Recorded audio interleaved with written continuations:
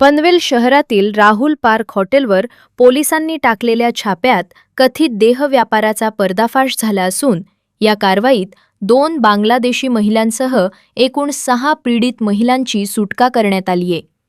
या प्रकरणी हॉटेलशी संबंधित तिघांना अटक करण्यात आली असून पुढील तपास सुरू आहे।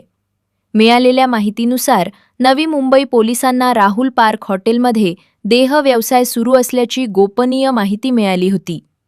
त्यानंतर पोलिसांनी बनावट ग्राहक पाठवून माहितीची खातरजमा केली आणि नियोजनबद्ध छापा टाकला। या कारवाईदरम्यान 2 बांगलादेशी महिलांसह 6 महिलांची सुटका करण्यात आली।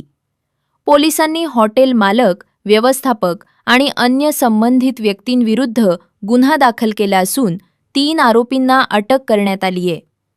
पीडित महिलांना आवश्यक ती मदत व संरक्षण देण्याची प्रक्रिया सुरू असून या रॅकेटमध्ये आणखी कोणाचा सहभाग आहे का याचा तपास पनवेल शहर पोलीस करत आहेत।